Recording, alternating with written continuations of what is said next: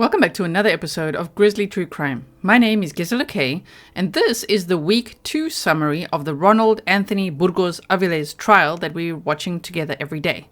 This trial is now in Phase 2, which is the penalty phase of the trial. It doesn't work like that in every state, but in Texas and a death penalty case, that is how it works. Phase 1 was all about getting to the jury's unanimous verdict, which was a guilty verdict. We're going to summarize that in a moment. And now Phase 2 is all about the penalty phase, discussing the aggravating circumstances, the mitigating circumstances, and a whole lot of details to help the jury decide whether they are going to recommend the death sentence or not in this case. So if you haven't checked out my Week 1 summary, I will link it below for you. I will also link the full case playlist for you. Never feel overwhelmed if you see the trial days and you're like, no, this is 4 hours for the morning and, 4 hours for the afternoon or whatever it may be, because every single live stream is time-stamped for you. So if you look in the pinned comments in the description box, or if you hover over the video, you could literally just skip to whichever witness you want to see, key moments throughout the trial day, so you could save yourself a bunch of time. But I also do provide these summaries for you in case this is helpful for those who really don't have any time to do that either. So I am covering the Ronald Burgos Aviles trial on my channel. We are going into day 9 of the trial in total, and it'll be the second day of the penalty phase, starting, depending on when you're watching this, on Monday, the 10th of July, 2023. So let's look now at what happened in Week 2. This happened in Laredo, Texas, a crime that took place on April 9th of 2018, where a mother and child were brutally murdered at the Father McNaboe Park by a Border Patrol agent. In fact, he was a supervisory officer. So that is what the crime is about. That's the location where it's happening. And I'll just quickly show you this, just in case you need a little recap. Ronald Burgos Aviles is now 33 years old. He was 28 years old at the time of the crime, which was in April 2018. He was a 9-year veteran of Border Patrol. A lot of people think that this is the same as a case that happened last year, which was also a Border Patrol agent in Laredo, Texas, but he was a serial killer. This is not the same guy. That was Juan David Ortiz, and he was sentenced in December of 2022. So this guy was a Border Patrol supervisory officer in charge of 5 Border Patrol agents. He'd been married about 5 years at the time of the crime, and there were only 2 incidents of possible misconduct that we've learnt about so far, which was a vehicle crash incident and falsifying a burglary. So it's not like he has a criminal record or that we know that he's killed before or anything like that. Now in 2015, he had a girlfriend, Grizelda Hernandez, and she got pregnant, and their son, Dominic Hernandez, was born on July 26th of 2016. She said that she would raise the baby on her own, and she wanted to continue to pursue a career as a nurse. In the spring of 2018, she decided to meet with him to ask for some financial assistance, so for child support, and she actually went to the court to file for child support. She followed the right way to do it and was in communication with Burgos Aviles. His reaction, according to her family, was resistant and irate. He was worried about the impact that this would have on his wife and his job. Him and his wife had separated before, and she'd come back, and he did not want his wife to find out that he was cheating, that he got someone pregnant, and that he'd now be paying child support. So, man, this guy calculated how he's going to get himself out of that pickle, and unfortunately, his brain decided the best way was to murder Grizelda and Dominic at the Father McNaboe Park, an area he was supervising at, and even a much smarter plan too, he was going to discover the bodies.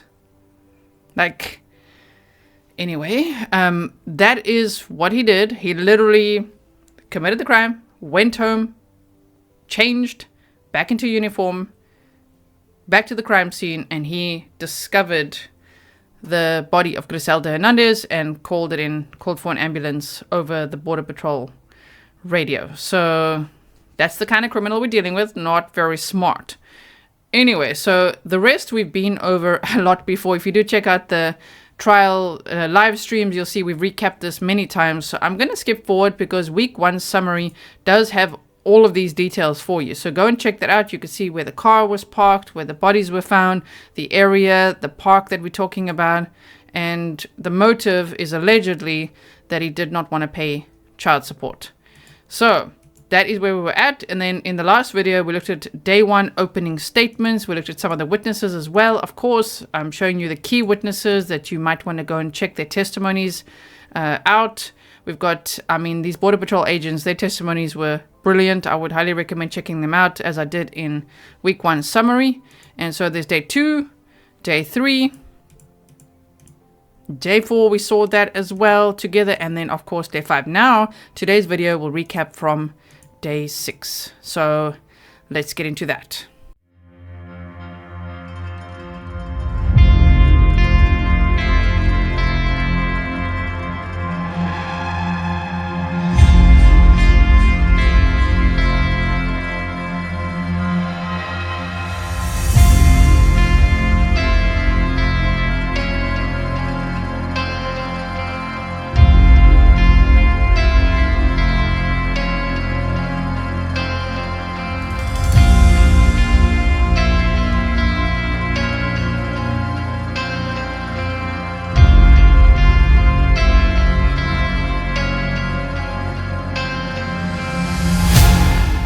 So on day 6, we actually got to see the rest of the interrogation video. It was on a Friday before Independence Day that the judge ended the day early and said, we'll come back on Monday. And there was actually, they stopped the video and then had another witness. And we were like, where's the rest of the video? So we got to see that on day 6 from the morning session already, the rest of that interrogation video. And it didn't go any better for Burgos Aviles. So I would recommend watching that. The sound isn't so great because, of course, it's coming from the court audio.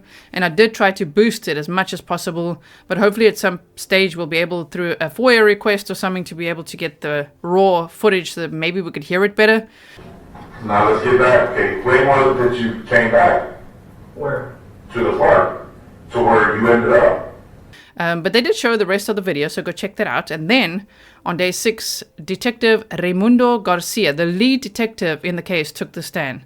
And he is incredibly detail orientated, as one would expect, but he's really good. And he gave his entire timeline from the arrival on the scene, exactly what he saw, exactly what happened. A crime scene video was then also shown to the jury. Exhibits, including the victim's clothing, was shown. So trigger warning for that. If you do see that, they did lift up Grizelda's shirt and also baby Dominic's shirt. And, you know, they were brutally murdered. So you can imagine the state of their clothing. It was very sad to see. And the family in the room, I mean, I can't imagine what they're going through. So they also showed us a map of the scene with like little stickers that they placed everywhere. They showed us the needle and the syringe from Burgos's lunchbox. If you don't know, quick recap. On March 25th, just a few days before he met up with Dominic and Grizelda, Dominic for the second time, he actually on March 25th, 2018, met his son for the very first time.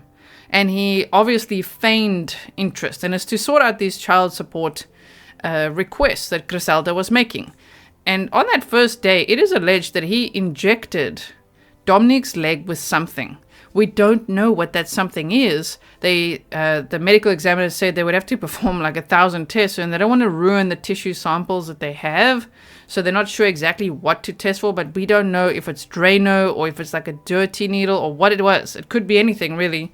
We speculated quite a bit during the trial of what that could be, but Dominic could not walk after that day. His leg was inflamed, it was red, it was sore.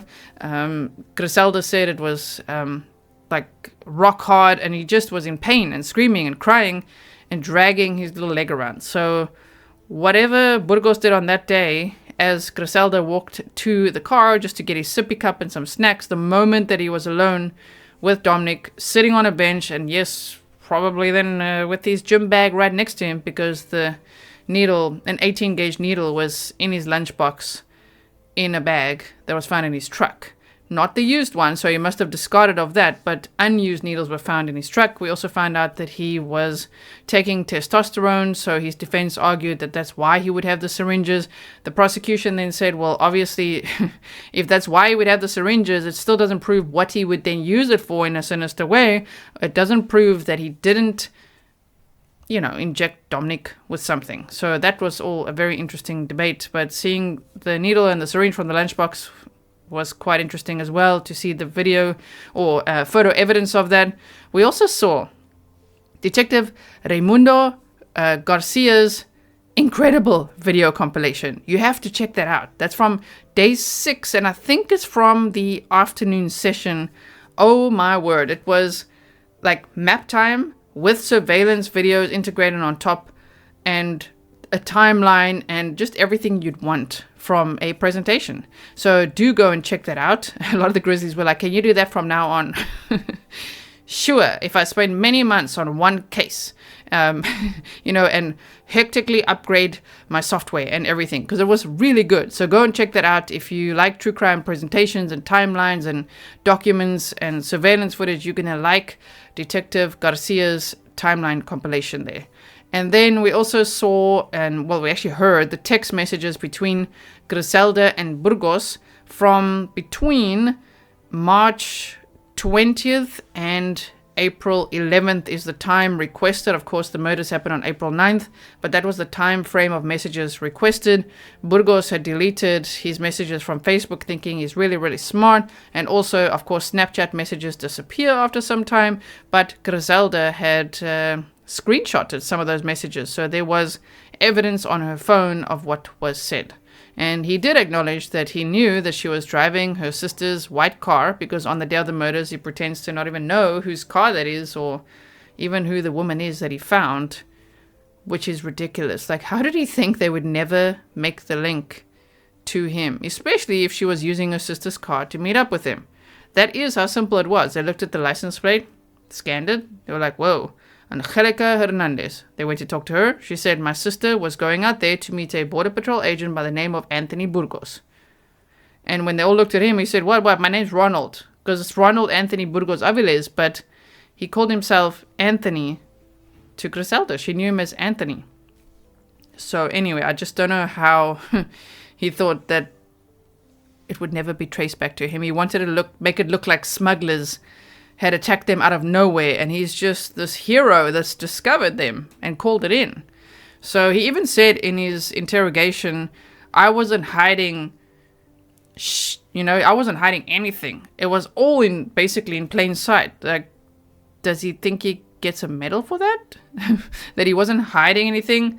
That everything was right there? He was calling it in. He discovered the body. I mean, it doesn't make it any better. It doesn't make it any less obvious that it was him that committed it, which is why the jury came back within 4 hours and 5 minutes a unanimous guilty verdict. So that's coming up still from day 7, which was, when it was verdict time. So let's look at day 7. We saw the cross-examination of Detective Raimundo Garcia, and then the defense, they were seeking to, once again, we talked about this in video number 1, week 1 summary, impeach Dr. Stone, the medical examiner, because Dr. Stone was the one who said that Dominic, that was not a spider bite on his leg, it wasn't an insect sting or anything, it was an 18-gauge needle that made the mark on his leg. The defense doesn't like that, of course, to defend their client, because that would prove premeditation. So they were looking again to impeach Dr. Stone. Dr. Stone was literally called back in, even though she'd been released, to come back and testify, especially relating to her credentials, because they were nitpicking something with her credentials, and for a second time, they got absolutely nowhere. All we heard was her extraordinary achievements, and then she was released. So yes, that happened as well. And then the jury instructions were read. In this case, sometimes how they would first do the closing arguments and then the jury instructions, and they go deliberate, they come back, they say, let's say unanimous guilty, and then the sentencing happens. Well, as you know, it works different in every state. Here, it was actually the jury instructions were sorted out first, then the closing arguments or closing statements took place, Very powerful. I'd highly recommend checking out the prosecutor's closing statements. If you thought the opening statements were brilliant, you will definitely enjoy watching that as well, because it was really well presented.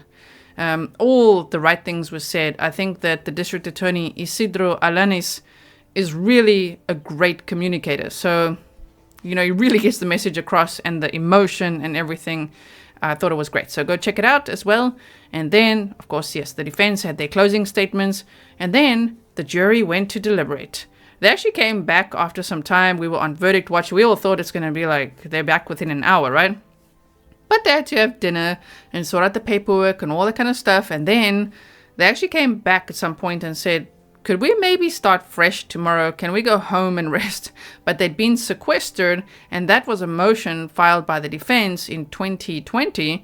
Then the defense said, don't worry, it's okay. We'll just withdraw the motion. They can go home.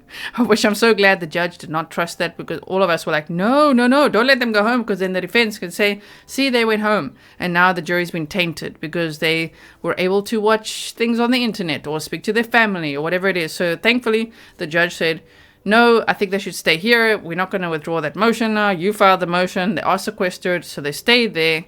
And yes, they came back after 4 hours and 5 minutes with a unanimous guilty verdict. So, by the way, the screenshot I have there of Burgos crying was during the defense's closing statements. That is timestamped for you if you do want to see it, from day 7.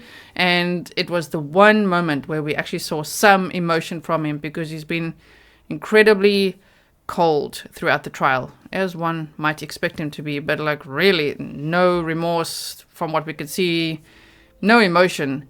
But when the defense showed pictures of him with his ex-wife, him with his mother, him with his children, he started crying. So lots of people in the chat were saying, well, why is he crying by missing his children when he literally killed one of his children? But for him, you could see he doesn't connect that Dominic was his child. He just doesn't connect with Dominic at all, which is so sad, because Dominic absolutely was his son and looked very much like his own sons when they were little. They compared baby photos at some point and they looked exactly the same. It was quite scary to be like, whoa, spot the difference. So, but still, to think that he stabbed Grizelda Hernandez 27 times. Then, after that, took Dominic out of the stroller and with bloody hands carried him a little distance, laid him down on the grass, and killed a baby, stabbed a baby. Oh my word. So now, yes, next up, penalty phase. That's what's being discussed now, and this is all about, will he get the death penalty or not? So day 8 was all about this death penalty phase kicking off, and guess what that meant? Opening statements. The prosecution had new opening statements. Go check it out. Again, very powerful, very good. And the defense also had opening statements. This time presented by defense attorney William Boggs. We often hear from Eduardo Pena, and I'm sure he's very sweet, but he's not the greatest communicator. And we like, Mike, please, because he speaks quite softly. So we could barely hear a thing, even if we boost the sound. If you didn't know, during these trials, I make sure that I boost the visuals, meaning I make the picture as sharp as possible, as, the colors must be the best it can possibly be. And then what we also do is boost the audio so that we can hear everything, because sometimes the attorneys are very far away from a microphone, or the witnesses when they stand up and they're pointing at something and we're all like, what? So we boost the sound. So if that's something you like, then come on over. And then we heard from the prosecutor's first witness, Timothy Fitzpatrick. He's from the Texas Department of Criminal Justice, and that was incredibly educational. He was teaching us all about the difference between GenPop and death row. But I mean, everything one would want to know. How is life in GenPop? How is it on death row? What are the differences? What benefits do they get? What do they not get? Key ones, if you want me to mention some, would be, for example, on death row, an inmate cannot have any physical contact with their family members ever again. There's always going to be a glass wall, no contact, whereas in GenPop, they actually would be able to meet up with their family members and hold their hands, hug them, things like that. So that's a biggie, I think, for someone like Burgos. Not that I'm sure that his ex-wife would even want, to visit him and his sons to visit him. I'm not sure, but the thing is, if he goes to death row, he will never ever be able to touch or hug his sons again. So there's that as well. Anyway, and I can't bullet point this because there's so many good points. So I would just recommend checking out his testimony, because he went through the detailed comparison between the two. And it was really nice to hear, even though I'm sure many of us in true crime have watched shows on prisons, like on Netflix, max security prisons and all kinds of things. And we generally know the difference, but this was like a deep dive on how it works. A deep dive on transportation, on daily activities, on do they have education opportunities or not. All that kind of stuff is discussed. And this was a very brilliant, confident, highly experienced witness as well. So that was day 8 of the penalty phase. And so tomorrow, depending on when you're watching this, we start on day 9. So make sure, if you don't want to miss out, that you subscribe, hit the bell, set it to all. And then when you see the live stream feed, remember to click notify me, because it'll help make either a sound or have a push notification to tell you, okay, in 30 minutes, we're going live. And then once I'm live, it'll tell you as well that I'm live, and then you can come chat with us. It's been really great to see a growing community as we all look at this case and chat together. Initially, when I started covering this trial, there weren't as many in chat as there are now, and now it gets really interesting, especially with these contentious topics of, well, should he get the death penalty or not? Or what would you do if you were his ex-wife? Would you be voting for that or not? There was a big debate going on about that as well. And just learning as much as possible from this trial and about this case, and just showing the family that there's a whole community out there, an international community, that has their back. We absolutely have their back, and we want to see it through until there's justice for Grizelda and Dominic. Of course, nothing can bring them back, but this guy needs to be held accountable, and he's gonna be. And he's one of those, entitled, cocky, arrogant criminals. So to see him held accountable, it's just gonna be really good.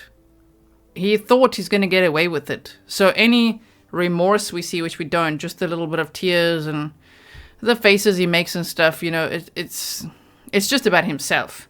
And I've received some emails from people that know, people that are in the Webb County jail, or that know of him, or that work there. And they say that in jail, he's been at the Webb County jail for 5 years, since day 1. He was arrested detained within an hour and arrested same day. And he's been in the Webb County jail since then. And they say that there they can see if he goes to GenPop, he's going to really just blend in quite quickly. Others say he won't. So I've had different types of opinions, which is also very interesting. But they say he's very arrogant, very manipulative, and they think that in GenPop he'll do quite well. I think for someone, based on what I've seen in this case, like him, I think death row would be worse for him, because he thrives on the interaction and the manipulation of others. So let's see what happens. I'm not sure how long this penalty phase will last. The judge initially said it could actually be longer than phase 1, and phase 1 was 7 days of the trial. So how long will it be? We have a sneaky suspicion as a community that it could all be wrapped up this week, but it could actually go on for a week after that as well. So let's see. We will be there together for the morning session and the afternoon session every single day. So you know where to find me. If you're not sure, just click on the live stream page and you'll see me there, generally between 9 o'clock and 5 o'clock Texas time. That's when I'm live. So for me in the Netherlands, of course, that's like 4 p.m. until 1 a.m. or whatever it is. But I am there with you. So I will see you then. Thank you so much. Stay safe.